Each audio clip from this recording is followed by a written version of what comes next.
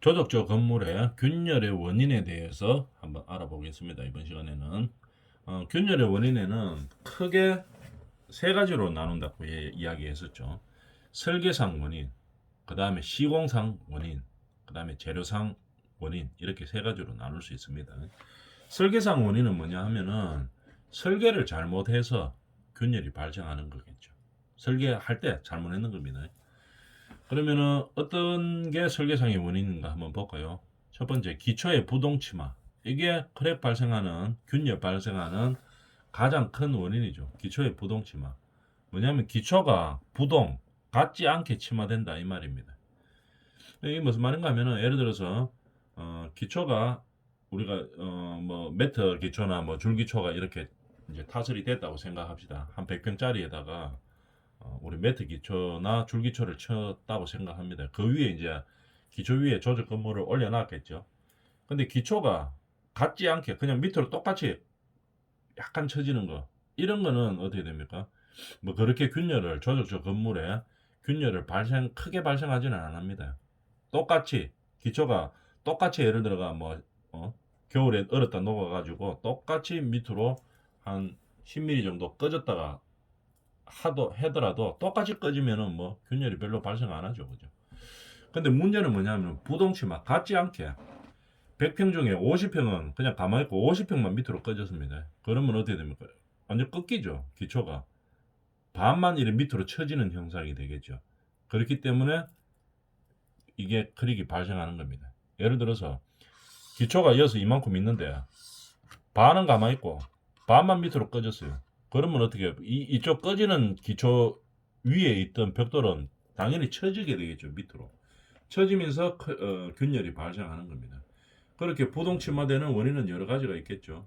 뭐 어떤 것들이 있으면 제일 대표적인 게 이 집안이 예를 들어서 100평 중에 50평이 옛날에 몰랐는데 한 1m 안에 막 누가 건축 폐기물 쓰레기를 막 집어넣고 위에 흙을 싹 덮어놨어요.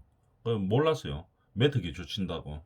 매트 칠 때 보통 뭐 한 50, 500mm 정도, 뭐 600mm 이 정도 치죠. 근데 1m 안에 묻어나가지고 잘 몰랐어요. 조그만 건물 지을 때.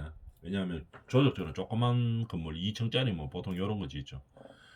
그래 뭐 한 기초도 뭐 20cm나 30cm, 뭐 한 300mm 정도 파가지고 1m 안에 뭐가 있는지 몰랐어요. 근데 알고 보니까 나중에 쓰레기가 있었는 거죠.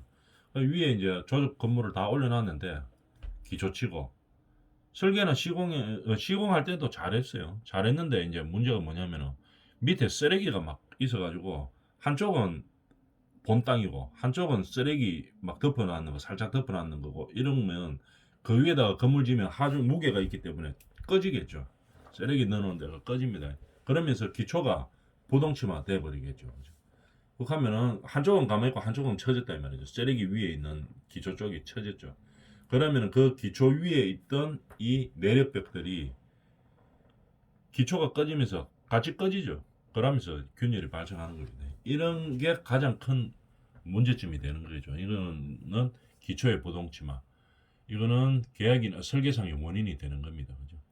그러면은 이런 것들을 없애려고 하면 어떻게 합니까? 우리가 큰 건물 지을 때는 파일을 박죠. 1학기 되는 거 파일을 박죠. 보통 우리나라에 뭡니까? 안반이 나올 때까지 파일 박습니다. 그죠? 경안반 나올 때까지 박죠. 큰 건물 지을 때는 보통 17m에서 한 20m 그 안에 보통 있죠. 우리나라 같으면. 그래서 안반 그까지를 파일을 박아가지고 그 파일 위에 안반에다가 이 건물의 하중을 올리죠. 그렇게 하면은 뭐 밑에 중간에 뭐 쓰레기가 혹시 있었던들 별 문제는 없죠. 근데 그렇게 안 하는 이 조적구로 걷는 소유로 짓는 소형 건물들은 이제 그런 문제가 발생합니다. 파일을 받고 이런 게 아니기 때문에 밑에 뭐가 있는지를 잘 모르죠. 기초 판다고 그렇다고 해가지고 뭐 지질공사 다 하고 해보면 되는데, 지질공사 뭐 조그만 건물 하나 짓는데 잘 안 하죠. 그죠? 대충 뭐 옆에 옆집 사람한테 한번 물어보고 옛날에 여기 뭐 있었나 이런 물어보고 뭐 그냥 뭐 개천이 지나가든지 뭐 그런 거 없었다 이러면 그냥 올리고 이렇게 합니다. 근데 정확하게 하려고 하면 지질 조사를 해봐야 되겠죠. 옥으로 구멍을 뚫어 가지고 뭐 있나 확인해 봐야 됩니다. 근데 2층짜리 건물 단독주택 짓는데 잘 안 하니까 이제 그런 문제가 발생하는 거겠죠. 그리고 또 쓰레기 뭐 넣어놨다가 덮는 것도 문제되지만, 옛날에 하천이 지나가고 있었어요. 이 우리가 건물 짓는 이 땅에. 그러면 어떻게 됩니까? 무게가 하천 위에 그냥 흙이 살짝 덮여 있는 형태가 되겠죠. 그러니까 이게 위에서 건물이 하중을 눌러주면 그 부분이 하천이었던 부분은 밑으로 꺼지게 됩니다. 하천이 아니었던 부분은 안 꺼지죠.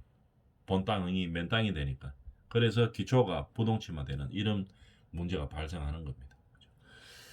이게 다 설계상의 원인들이 되는 거죠. 그러면은 설계를 통해서 지질 조사를 해보고 그 다음에 설계를 가지고 완벽하게 하자가 생기지 않도록 설계를 해야 되겠죠. 지질 조사를 해봐야 된다는 얘기입니다. 그 이후에 설계를 해야 되는 거죠. 근데 지질 조사 생략하고 조그만 건물이라고 설계에 반영 안 하고 그냥 맨 땅이라 하는 가정하에 그냥 건물을 올려버리죠. 그러니까 이제 이런 문제들이 발생하는 겁니다. 건물 평면, 그 다음에 일면의 불균형 및 벽의 불합리한 배치 이런 것들이 설계에서 잘못하면은 이렇게 균열의 원인이 된다 이 말이겠죠. 건물의 평면이라든지 인면이 불균형하게 배치한다든지 아니면은 뭐 같은 벽면에서 한쪽은 낮고 한쪽은 벽면이 엄청 높다 뭐 이렇게 뭐 설계를 배치한다든지 이러면은 중간 높은 벽하고 낮은 벽하고 연결되는 그 부분이 어떻게 됩니까? 당연히 클릭이 가겠죠. 이런 식으로 설계 자체를 잘못하는 겁니다. 문골 크기의 불합리, 그죠? 그다음 너무 크게 한다든지, 그죠? 뭐 이렇게 적당한 예를 들어서 계구부를 갖다 조적 건물에서 멋있게 한다고 계구부를 뭐 카페를 짓는다 이래가지고 철근 콘크리트 조도 아니고 조적조인데 계구부를 옆으로 한 5m 정도 통창으로 뺐어요. 그러면 위에 인방을 올려놓고 위에 올리겠지만 그래도 어떻게 되겠습니까? 너무 거리가 머니까 처지겠죠. 인방 위에 쌓아놓은 뭡니까 저 벽돌들 이런 것들이 너무 기니까 거리가 처질 가능성이 높죠. 처지면서 어떻게 균열이 발생할 수도 있습니다. 그죠? 이렇게 설계 자체를 잘못하면 안 된다는 얘기겠죠. 그 다음에 불균형 배치 다 마찬가지 이런 얘기들입니다.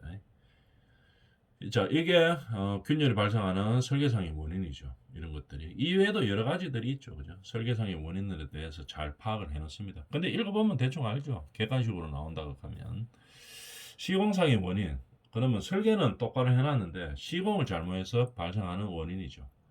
시공을 어떻게 잘못하느냐 아까 저번 시간에 이야기했다시피 벽돌을 쌓아갈 때뭐 접착면에 청소를 안 했다든지, 그래 이물질이 있는 상태에서 몰타르를 발랐다든지 이런 것들. 그 다음에 기초면이 울퉁불퉁한데 면 고르기를 하지 않고 면 고르기를 하지 않고 그다음 울퉁불퉁한 상태에서 그 다음에 막 그냥 쌓아 올려갔다. 그러면 일자 수평으로 딱 쌓을 수가 없죠.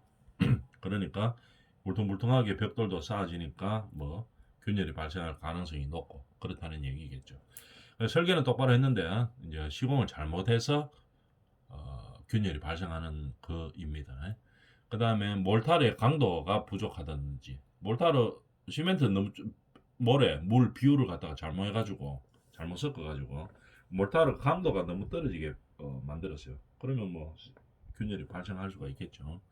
접착력으로 붙어 있는 건데 접착력이 없어진다는 필요한 접착력이 안 나온다는 얘기겠죠. 그러면은 어떻게 균열이 발생하겠죠. 이렇게 몰탈의 강도 부족이라든지 그 다음에 온도 및 습기에 의한 재료의 신축성, 그죠? 온도나 습기에 의해서 재료가 신축이 되는 거죠. 더울 때는 어떻게 축 늘어지죠. 그 다음에 겨울철에는 굳죠. 이 신축이 자꾸 되다 보면은 어떻게 됩니까? 균열이 발생합니다. 특히 우리나라는 어떻게 됩니까? 겨울철이 있죠. 그래서 조적 건물을 사용하게 되면은 늘었다 줄었다 합니다. 겨울이 지나고 겨울이 되고 이럴 때 늘었다 줄었다 하니까 크랙이 발생이 많이 됩니다. 그래서 우리나라는 2층 이상은 거의 잘 못 짓죠. 그죠? 내진 성능에 의해서 법으로도 규제를 해놓고 있죠. 그죠? 3층 이상은 어떻게 이 조적조 건물로 해서는 안 된다. 이제 이렇게 딱 규정을 해놓고 있습니다. 그래서 뭐 우리가 뭐 농가주택 2층까지는 허용해주고 그 이상 건물들은 이제 3층, 뭐 4층, 5층 이런 거는 허가를 안 해줍니다. 조적 건물로. 왜냐하면 재료가 신축성이 있기 때문에 벽돌로 건물을 지어놓으면 늘었다 줄었다 하죠. 겨울 때문에. 그런 겁니다. 근데 그러면 겨울이 없는 나라들이 있죠. 그 중에서도 그러면 선진국들을 한번 예를 볼까요? 호주 같은 나라들 있죠. 호주 같은 나라들은 벽돌보다 더 강도가 약한 뭐 우리가 다음 시간에 조금 이따 배우게 되는 블록 같은 거 있죠. 블록으로 건물들 많이 짓습니다. 5층짜리, 10층짜리는 올라가는지 모르겠는데 하여튼 뭐 5층, 6층 이런 것도 블록으로 막 짓습니다. 조적으로 짓는다는 얘기겠죠. 그 왜 그렇게 지을 수 있는가 하면은 이게 재료의 이게 신축이 별로 안 일어나요. 왜냐하면 다 여름이죠. 겨울이 없죠. 그런 날에는. 그 땅이 얼었다 녹았다 이게 별로 없죠. 그러니까 한번 딱 공사를 끝내면은 가만히 있습니다. 겨울이 없기 때문에 그죠. 밑으로 땅이 뭐 지진 안 일어난 다음에서는 가만히 있겠죠. 땅이 뭐 늘었다 녹았다 얼었다 뭐 이런 게 별로 없는 거죠. 그러니까 건물이 잘 흔들리지 않는다는 얘기입니다. 신축성이 재료가 신축이 되고 늘었다 줄었다 이런 가능성이 훨씬 줄어들죠. 그래서 많이 사용합니다. 경제적이기 때문에 시공도 편하고 이렇게 하기 때문에 그런 겨울이 없는 나라에서는 이런 조적 공사를 많이 하죠. 아파트 같은 것도 뭐 호주나 뉴질랜드 이렇게 겨울이 없는 나라들은 블록으로 많이 올라갑니다. 5층짜리, 7층짜리 이런 것도. 우리나라는 그렇게 못하죠. 우리나라는 겨울이 있기 때문에 그런 거 했다가 잘못하면 크랙 다 가버리겠죠. 그러면서 붕괴 위험도 막 발생하고 이렇기 때문에 우리나라는 공동주택이나 이 높은 건물은 이거 조적을 못하도록 하고 있습니다. 그 다음에 시공상의 원인 이질재와 접합부 다른 재료하고 붙는 부분이 있죠. 고를 때 균열이 발생할 수 있습니다.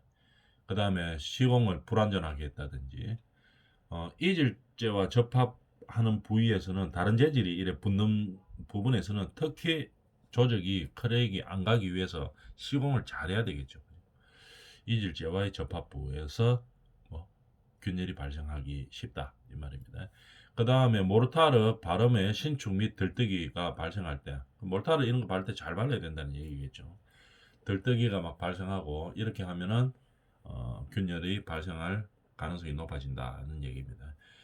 그 다음에 뭐 설계나 시공은 제대로 잘 했는데 재료 자체가 불량인 경우들이 있죠. 벽돌 자체가 만들 때부터 잘못됐다. 또는 몰타를 만드는 거 시멘트가 염분이 많은 모래가 뭐 몰타를 만들어야 되는데 모래를 가져오는데 염분 엄청 많은 뭐 모래를 가져왔다. 이러면 이게 다 불량되는 거겠죠. 모래를 가져왔는데 모래를 망치기를 친다고 하죠. 망치기 이런 거를 하지 않고 막 그 다음에 막 큰 돌을 이런 거 막 섞여 있다. 이러면은 당연히 어떻게 됩니까? 재료의 문제로 인해서 이 조적 공사가 원활하게 이루어지지 않겠죠. 시공이. 그래서 균열도 발생할 가능성이 높습니다. 아니면 시멘트가 뭐 풍화됐다든지 이런 것들은 전부 재료상의 원인이죠. 이런 재료상의 원인들로 균열이 발생할 수 있다 이 말입니다.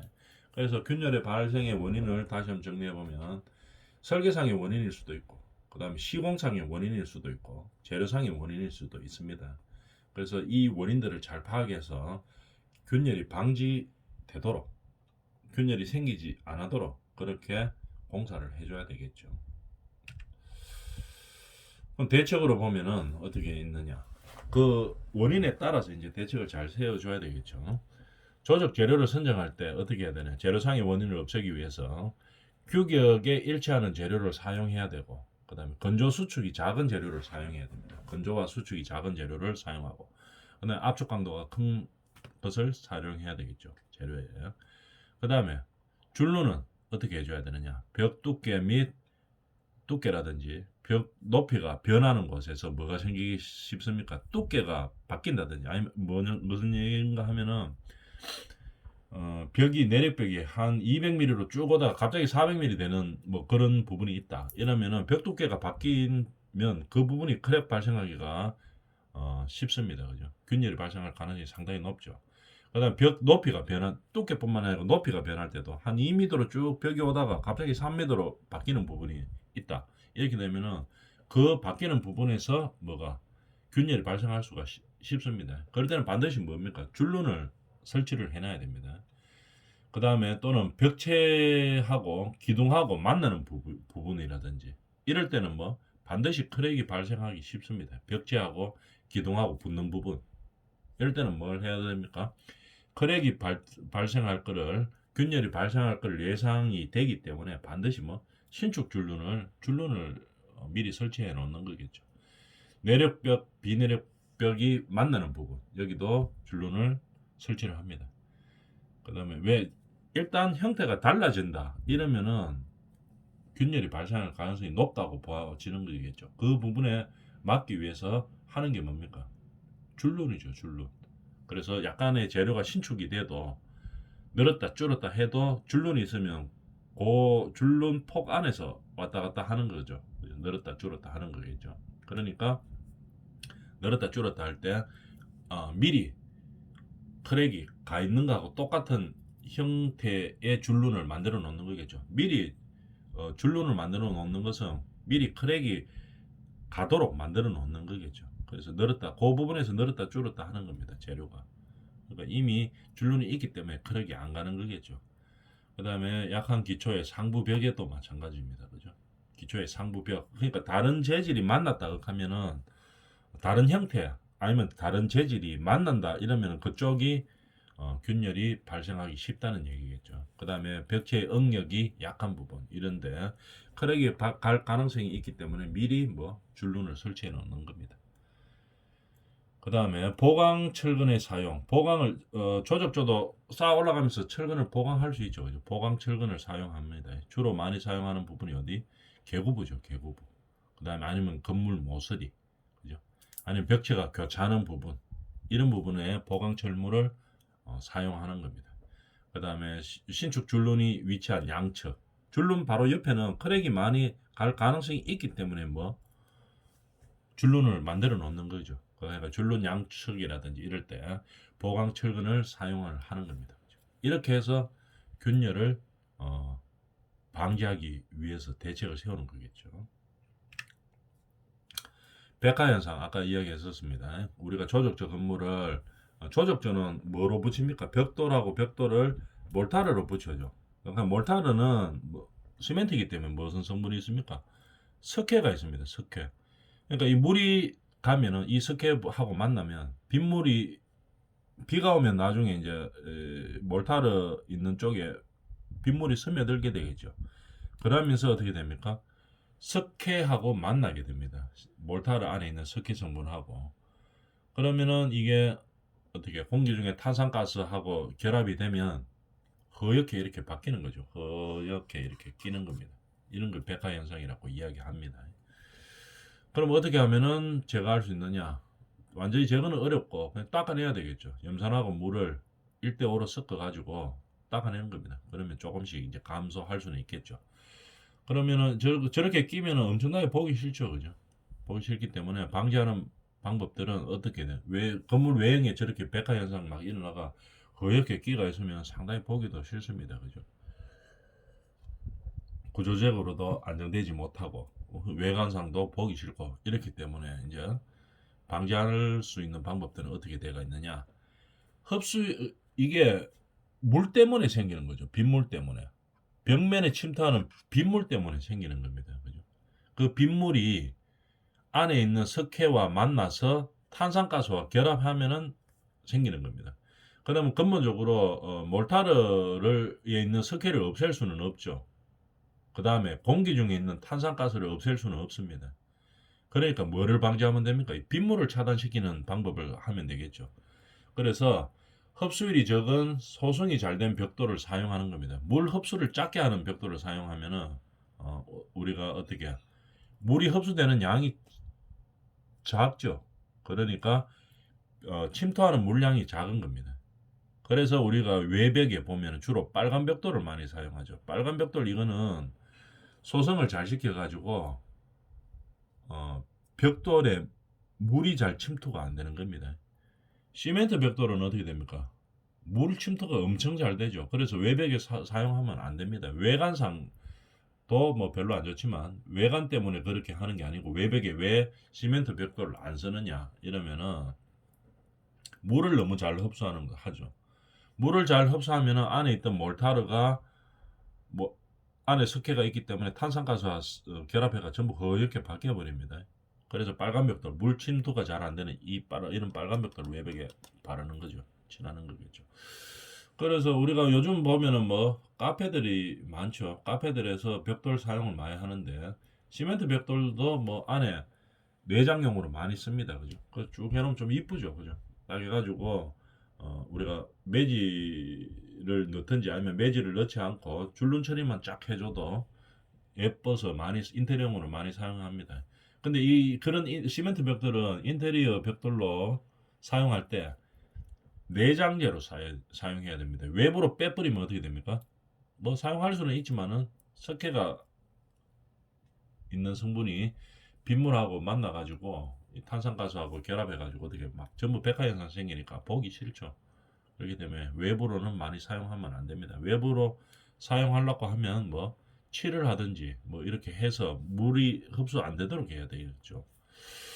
그다음에 그래서 이런 백화현상 방지법에는 흡수율이 작은 소성이 잘 된 벽돌을 사용하는 거겠죠. 그다음에 줄눈 모르타르에 방수제 물이 안 들도록 일단 하면 되는 겁니다. 몰타르에 방수제를 섞는 거겠죠.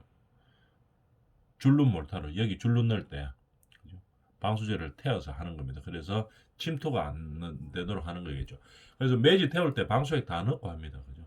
방수액 뭐 간단합니다. 이 비빌 때 혼합할 때 그냥 물 대신에 물하고 방수제 좀 태우면은 그냥 혼합해 버리면 되는 거겠죠. 간단하기 때문에 방수제 태워가지고 하면은 요 매지 넣을 때 말입니다. 여기 그죠? 여기다 매주 보통 다 넣죠. 요럴 때 넣을 때 방수제 매지에다 태워가지고 하면은 어떻게 물이 안 들어가니까 저는 백화 현상이 좀 줄어든다 이 말입니다. 벽면에 빗물 차단 장치를 설치하면은 당연히 물이 안 들어가니까 좋겠죠. 뭐 차양을 한다든지 뭐 이렇게 놓으면 확실히 적게 발생하겠죠. 그 다음에 아니면 뭐 보통 눈썹이라고 하는데 벽 위에 이렇게 딱 튀어나오는 거 있죠. 그죠? 눈썹 단다고 이야기하죠. 콘크리트 같으면은 뭐 이렇게 딱 바깥으로 빼서 하는데 이거는 콘크리트가 아니니까 벽돌 쌓게 할 때 위에 한 단 정도 더 뭐 10cm 정도 더 뺀다든지 이래가 물 안 들어가도록 할게 그렇게 할 수도 있죠. 그렇게 하여튼 물이 안 들어가도록 하면 되는 겁니다. 그 다음에 표면에 방수 몰타르나 실리콘 펌칠 이거 외벽에 이렇게 빨간 벽돌하고 그 다음에 이 매지를 다 넣고 나서 나중에 뭐 합니까? 마지막에 다 발수제를 뿌리죠, 그죠? 막 물로 쏩니다. 그 방수액을 쏘는 겁니다. 그래서 물이 침투 안 되도록 그렇게 많이 쏘는 거겠죠. 그래도 또 줄눈의 방수 처리. 보면은 방지법은 전부 뭘 하는 겁니까? 백화현상 방지하려고 하면은 물이 안 들어가도록 물을 차단하는 겁니다.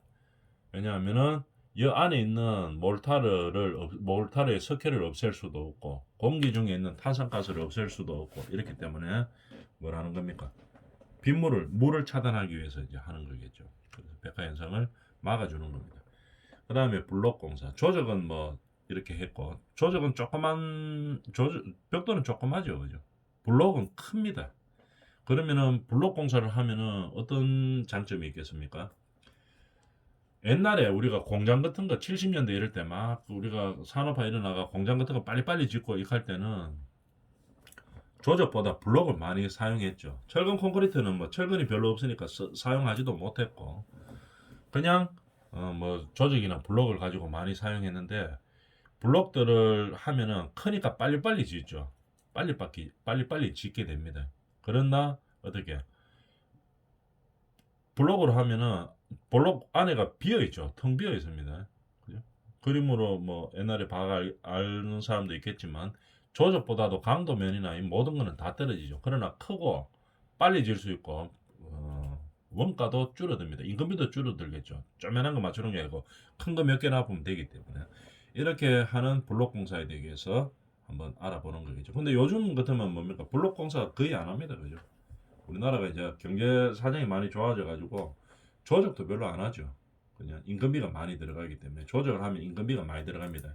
그래서 철근 콘크리트로 많이 짓죠. 오히려 인건비하고 재료비하고 비교해 보면 철근 콘크리트가 인건비는 별로 안 들어가기 때문에 더 싼 경우도 많습니다. 블록도 마찬가지죠. 인건비가 많이 들어가기 때문에 많이 안 씁니다. 그죠? 그렇지만 해외에서는 많이 쓰는 데도 있죠. 특히 겨울철이 없는 공사, 이런 블록 공사에 대해서 다음 시간에 하도록 하겠습니다.